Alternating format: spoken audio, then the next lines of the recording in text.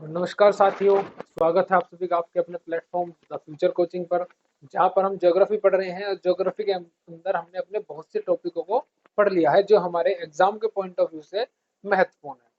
कल जो हमने टॉपिक कंप्लीट किया है वो है हमारा भूकंप। कि भूकंप किस तरह से उत्पन्न होता है। हमने कल क्या पढ़ा था कि एक कोई पॉइंट है जिससे भूकंप उत्पन्न होता है। जैसे एक पॉइंट है जिसका नाम हमने कल बी पॉइंट रखा था, जिसको हम क्या बोलते हैं, फोकस। फोकस, ठीक है।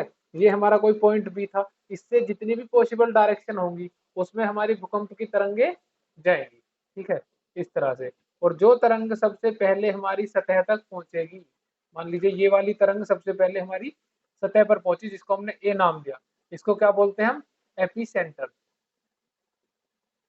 एपी सेंटर, ठीक है, वो स्थान जहां पर तरंगे सबसे पहले पहुंचती हैं। इतना पढ़ा था। उसके बाद हमने तरंगों के प्रकार के बारे में पढ़ा था कि कितने टाइप की तरंग होती है हमारी, 3 प्रकार की।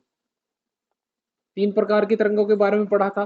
कौन कौन सी थी वो 3 प्रकार थी जो हमने कल पढ़ी थी।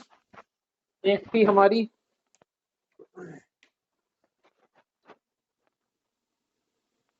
3 तरंगे पड़ी थी, एस तरंग, पी तरंग, पी एस और एल तरंगे,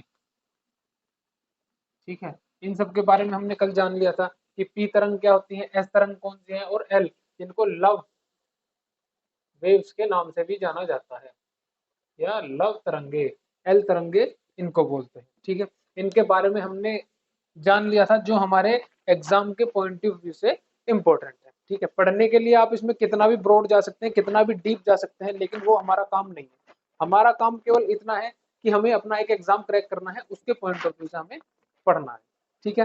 तो आज का जो टॉपिक रहने वाला है वो है हमारा ज्वालामुखी। भूकंप हमने पढ़ लिया, ठीक है।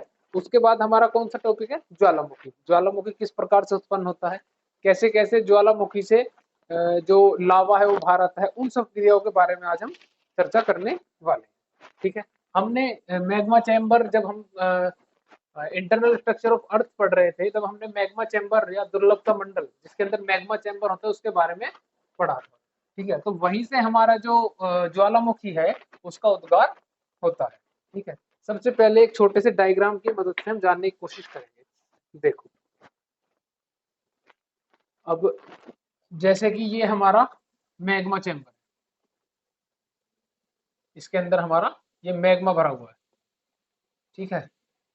मैग्मा हमने कल भी जाना था क्या है, कि जब तक सतह के अंदर है तब तक वो है मैग्मा, लेकिन एक बार सतह से बाहर हो गया, बाहर आने के बाद क्या वो बन जाता है, वो बन जाता है आपका लावा।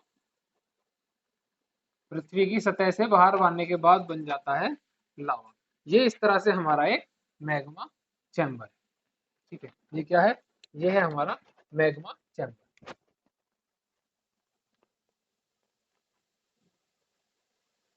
मैग्मा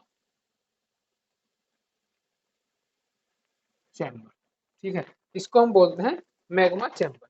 तो इसमें जब कुछ क्रियाएं होती हैं, कुछ केमिकल रिएक्शन होती हैं, उसके कारण जो है यहाँ पे या फिर कोई छिद्र हो जाए, तो उससे क्या होगा, ये जो लावा है इस तरह से ऊपर की तरफ चलेगा, ठीक है। और ये सतह है, ये हमारी क्या है, सतह, ठीक है, पृथ्वी की सतह है। तो यहाँ से जो लावा है वो बाहर निकलने की कोशिश करेगा और इसको इस तरह से फाड़ के बाहर आ जाएगा, ठीक है। और जब इधर ये गिर जाएगा इस तरह से, एक पर्वतनुमा आकार आकृति का निर्माण करेगा, ठीक है। ये होता है ज्वालामुखी का उद्गार, ठीक है। ये मैग्मा चेम्बर है। यहाँ से हमारा जो मैग्मा है, ये है हमारा मैग्मा, ठीक है, जब तक ये सतह के अंदर है। इस बात को ध्यान रखना, जब तक सतह के अंदर है, जब तक पृथ्वी की सतह के अंदर है, जब तक इसका नाम क्या है, मैग्मा। लेकिन एक बार अगर सतह से बाहर आ गया तो ये क्या हो जाएगा, हमारा लावा। अब ये है लावा, ठीक है। ये लावा ठंडा होगा, ठंडा होने के बाद पठार का निर्माण करेगा, किसी चट्टान का निर्माण करेगा, फिर उस चट्टान से रिसाव होगा, उससे मृदा का निर्माण होगा। इस तरह से पूरी प्रक्रिया चलती है, ठीक है। इतनी बात क्लियर है कि ये हमारा मैग्मा चैम्बर है। जो दुर्लभता मंडल, दुर्लभता मंडल यानी कि LVZ जोन के बारे में हमने पढ़ा था ना, लो वेलोसिटी जोन, तो उसके अंदर ये दुर्लभता मंडल है, इसको ही बोलते हैं लो वेलोसिटी जोन, जो तरल पदार्थ का भरा हुआ है, जिसके ऊपर हमारी जो प्लेट्स है वो भी तैर रही है, जिनके बारे में हमने पढ़ा था। ठीक है, तो जब यहाँ पे कोई केमिकल रिएक्शन हुई और ये जो मैग्मा है ये ऊपर की तरफ चलने लगे और ऊपर की तरह सतह को यहाँ से हटाकर बाहर निकल जाए, तो ये क्या किस चीज का निर्माण करते हैं? ज्वालामुखी का निर्माण करते हैं। ठीक है, ये अंदर है तब तक क्या है? मैग्मा है। लेकिन अगर एक बार पृथ्वी की सतह से बाहर आ गया तो इसको हम बोलते हैं लावा। ठीक है, ठीक है, चलिए इसके बारे में कुछ जो इंपॉर्टेंट चीजें हैं उनकी बारे में लिख लेते हैं। जैसे कि हम पहले टॉपिक डाल लेते हैं, हमारा टॉपिक है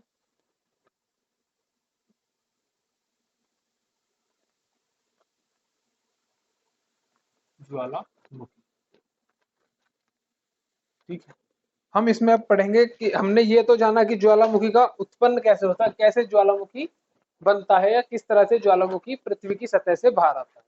हम कुछ महत्वपूर्ण ज्वालामुखी जो हैं, जो हमारे भारत में या फिर अन्य देशों में प्रेजेंट है, उनके बारे में भी थोड़ी सी बात करेंगे। अब हम पहले लिख लेते हैं कि ज्वालामुखी क्या है। ठीक है, भूपटल ज्वालामुखी की एक थोड़ी सी ज्वालामुखी के बारे में जो इम्पोर्टेंट बात है वो लिखेंगे। भूपटल पर दरार या छिद्र होने से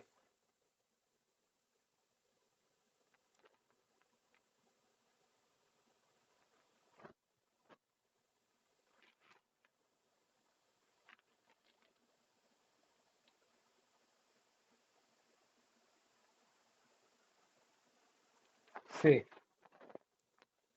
मैग्मा का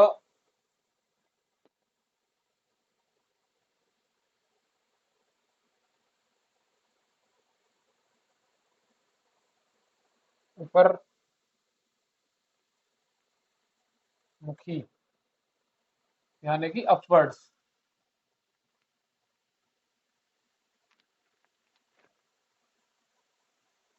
बहाव क्या कहलाता है? ज्वालामुखी कहलाता है।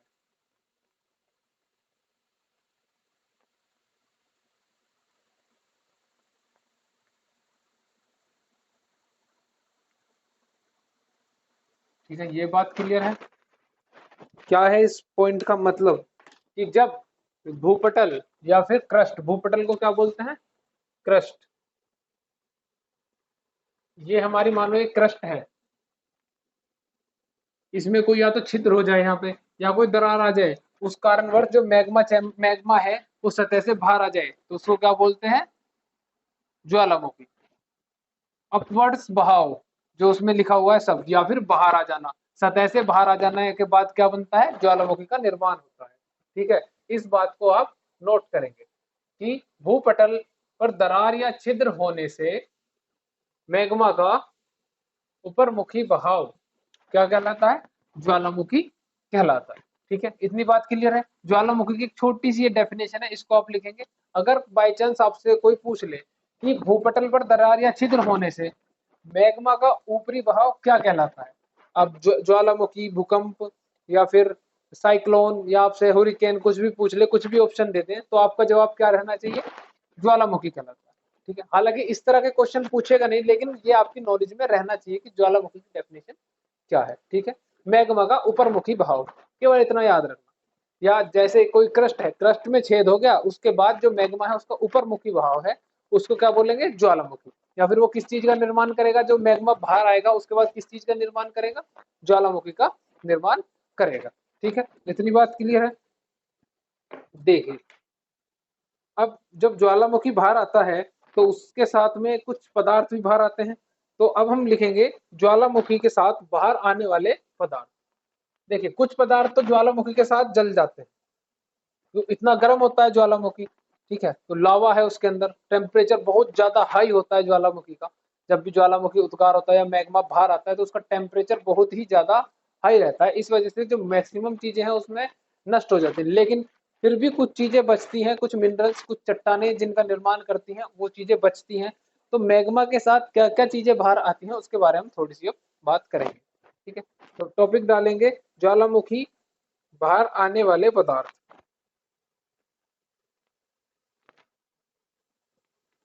ज्वालामुखी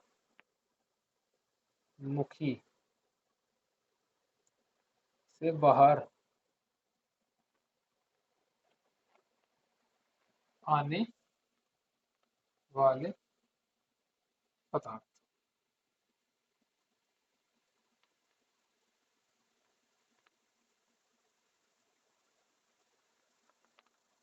ठीक है, ज्वालामुखी से बाहर आने वाले पदार्थ कौन कौन से हैं उनकी हम चर्चा करेंगे कि जब ज्वालामुखी उद्गार होता है तो उससे किस किस चीज का निर्माण होता है, क्या क्या चीज बाहर आती है। ठीक है, एक सबसे पहले लिखेंगे चट्टानी टुकड़े। क्या बाहर आते हैं? चट्टान के टुकड़े। चट्टानी टुकड़े।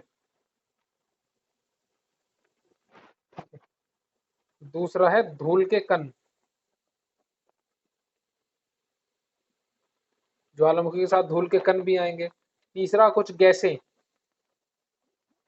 जिनकी वजह से ज्वालामुखी उद्गार हुआ।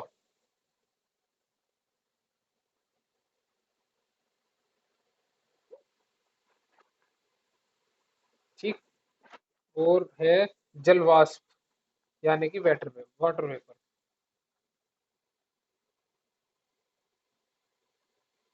ये सब चीजें ज्वालामुखी उद्गार के समय बाहर आने वाले पदार्थ।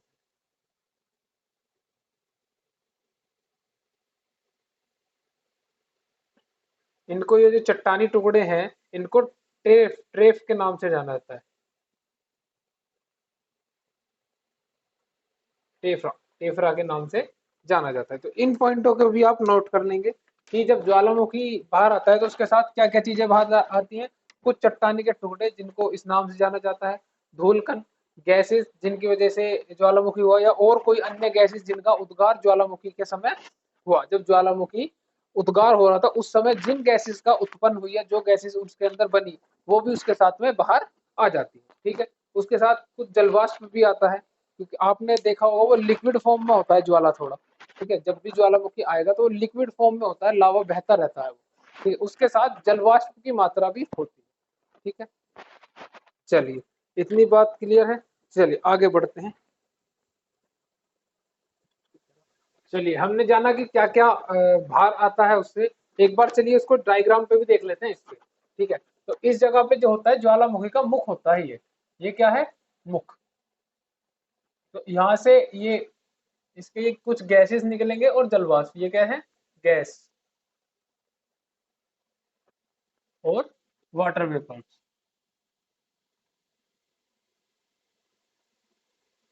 ठीक है, ये वाटर वेपर्स हैं। यहाँ पे होंगे चट्टाने,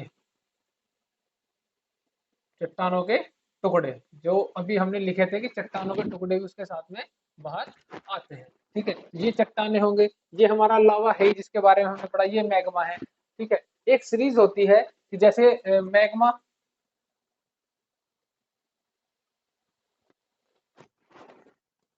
मैग्मा जो है फिर ठंडा हुआ, क्या हुआ?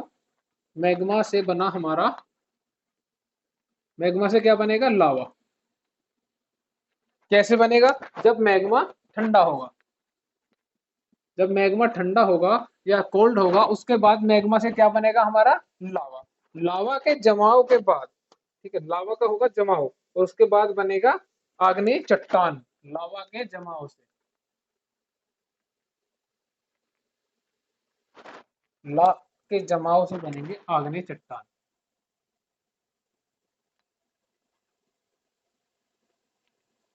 आग्नेय चट्टान, और आग्नेय चट्टान के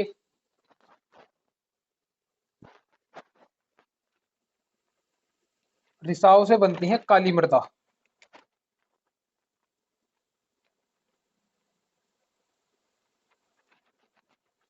मृदा या सॉइल, ब्लैक सॉइल जिसको बोलते हैं, जो कॉटन के लिए सबसे ज्यादा प्रसिद्ध है। ठीक है, तो क्या सीरीज है कि जैसे मैग्मा बाहर आया तो मैग्मा ठंडा होने के बाद जब क्या होगा? उसका लावा कहलाएगा। जैसे ही बाहर आ गया थोड़ा सा ठंडा हुआ तो उसको क्या बोला हमने? लावा। लावा के बाद लावा का जमाव हुआ, उसके जमाव से किन का निर्माण होगा? आग्नेय चट्टानों। चट्टानों के बारे में हम अगली क्लास में पढ़ने वाले हैं। ये जो अगला लेक्चर होगा इस ज्वालामुखी समाप्त होने के बाद, उसमें हम आग्नेय चट्टानों के बारे में ही चर्चा करेंगे।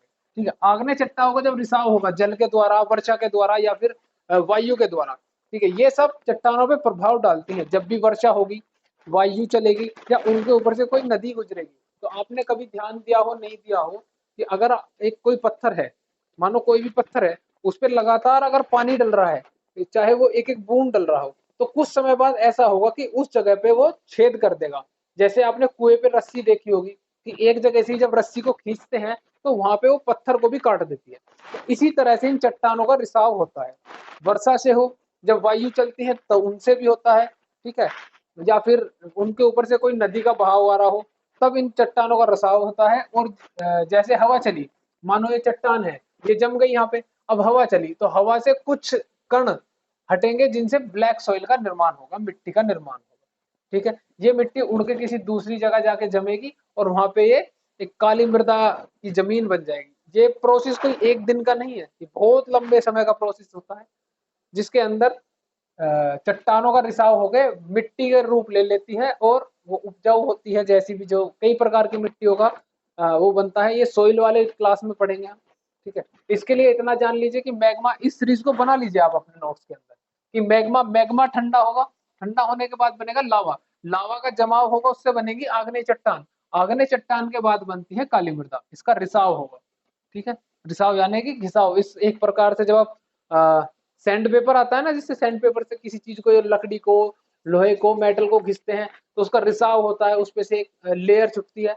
इसी प्रकार से हमारी इन चट्टानों से लेयर छुट के ब्लैक सॉइल का निर्माण करती है, ठीक है। इस चीज को आप अपने नोट्स में ऐड कर लीजिए कि एक सीरीज है मैग्मा, लावा, आग्नेय चट्टान और काली मृदा। मैग्मा कहां से आता है? पृथ्वी की इंटरनल स्ट्रक्चर से, आंतरिक सतह से। जब आंतरिक सतह से बाहर आ जाता है तो ऑब्वियस सी बात है ठंडा होगा, क्योंकि अंदर का टेम्परेचर बहुत ज्यादा अधिक है हमारे बाहर के टेम्परेचर की तुलना में। जो हमारी सतह का टेम्परेचर है उससे कई सौ गुना ज्यादा है हमारे जो पृथ्वी के अंदर का टेम्परेचर है, ठीक है। तो ये लावा ऑब्वियस सी बात है ठंडा होगा, ठंडा होने के बाद इसका नाम क्या हो जाएगा? लावा।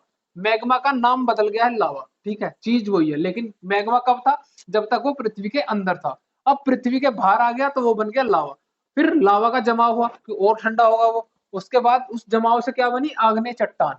भाई ये सारा एक जगह ही तो जम जाएगा, ये ऐसे फ्लो होता रहेगा, इसके ऊपर जमता जमता चला जाएगा, एक चट्टान का रूप ले लेगा ये, ठीक है। उस चट्टान का फिर होगा रिसाव हवा से, बारिश से, उसका क्या बन जाएगी? काली मृदा, ब्लैक सोइल, ठीक है।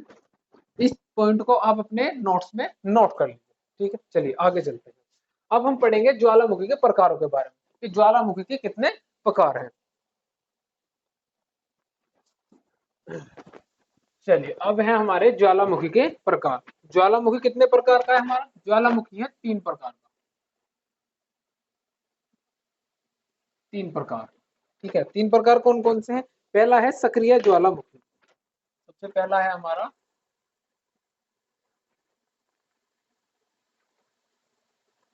ये, हमारे 3 प्रकार का है। सबसे पहला है सक्रिय,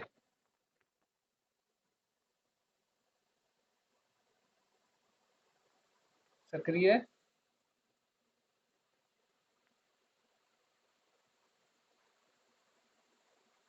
मुखी ज्वालामुखी, ठीक है, जिसको बोलते हैं हम एक्टिव,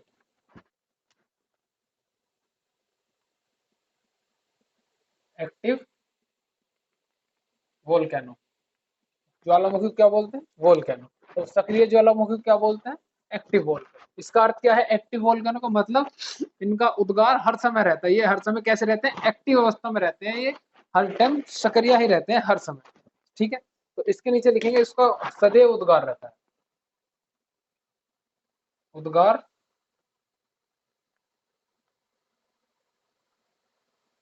सदैव। उसके बाद आते हैं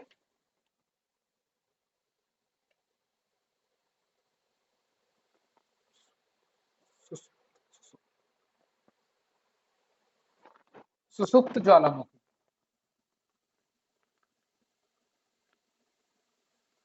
सुसुप्त ज्वालामुखी, सुसुप्त ज्वालामुखी यानी कि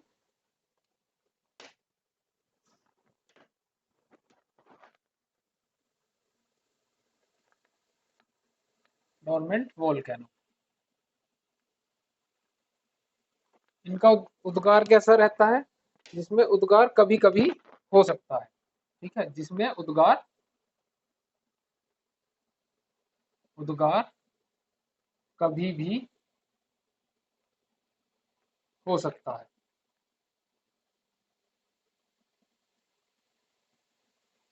ठीक है, ये हमारा पहला कौन सा है, सक्रिय ज्वालामुखी। दूसरा है हमारा सुसुप्त ज्वालामुखी। तीसरे की यहाँ पर जगह नहीं है, तो चलो तीसरे को थोड़ा सा नीचे, यहाँ पे हमारा थर्ड है, ये थर्ड है मृत ज्वालामुखी। थर्ड कौन से होते हैं हमारे, मृत ज्वालामुखी।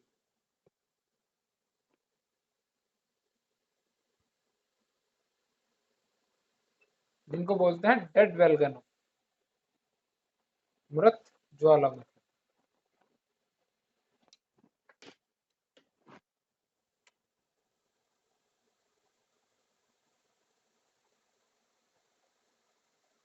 इनके बारे में क्या है, इनका उद्गार कब होता है, कभी नहीं, इसलिए इनको क्या बोलते हैं, डेड, ये यानी कि सोए हुए हैं, मृत हैं, इनका उद्गार कभी नहीं होता, उद्गार कभी नहीं होता।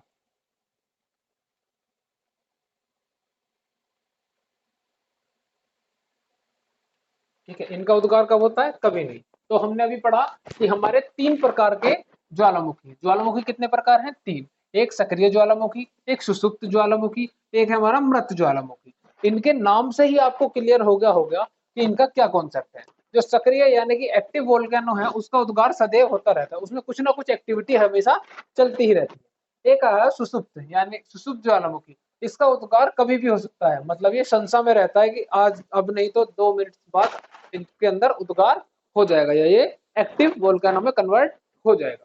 एक आते हैं फिर आपके तीसरे मृत ज्वालामुखी, जो कि डेड हो गए, जिनके अंदर कुछ भी एक्टिविटी देखने के लिए नहीं मिलती और आगे भी शायद भविष्य में देखने के लिए ना मिले, क्योंकि वो सुस्त हैं यानी कि सो गए हैं, मृत, मर गए हैं, जिनको मरा हुआ बोल देते हैं ना, कि बिल्कुल पड़े हुए हैं, कुछ ना सक्रिय हो रही है उनके अंदर, कोई केमिकल रिएक्शन नहीं हो रही, कोई वाष्प नहीं दिखाई दे रही कि कुछ वाष्प ही निकल रही हो। ठीक है, ऐसा इनके अंदर कुछ नहीं होता, ये केवल मृत रहते हैं और डेड वोल्केनो का उद्गार कभी नहीं होता। सक्रिय का सदैव रहता है, आपका सुसुप्त का उद्गार कभी भी हो सकता है, इनका कोई फिक्स नहीं है, ये बिन पैंदी के लोटे मानो इनको, कभी भी लुढ़क जाएंगे। ठीक है, और जो मृत ज्वालामुखी है, ये सोए हुए हैं, इनको दीन दुनिया से कोई मतलब नहीं है, कुछ ही होते रहो, हमारा कोई मतलब नहीं, हम तो सो रहे हैं। इस तरह से इनको आप याद रख सकते हैं, इससे ज्यादा जानने की कोई आवश्यकता भी नहीं है। केवल आपसे यही पूछा जा सकता है कि सक्रिय ज्वालामुखी का अर्थ क्या है, सदैव उद्गार रहेगा उसके अंदर, या फिर कभी भी उद्गार नहीं होगा उसके अंदर, या कभी भी उद्गार हो सकता है, या इनमें से कोई नहीं। तो सक्रिय का आप क्या बताएंगे, उद्गार इसके अंदर सदैव रहता है, ये कुछ ना कुछ एक्टिविटी इसके अंदर हमेशा चलती ही रहती है। ठीक है, अब हम कुछ एग्जाम्पल लेंगे, कुछ जो ज्वालामुखी है हमारी पृथ्वी पे मौजूद है, कुछ सक्रिय है, कुछ इनएक्टिव है, ठीक है, कुछ हमारे जो मृत हैं, इन सब के हम एग्जाम्पल लिखेंगे। पहले आप इस सब को नोट डाउन कर लीजिए अपने नोट्स के अंदर, और चलिए आगे बढ़ते हैं अपने एग्जाम्पल के साथ।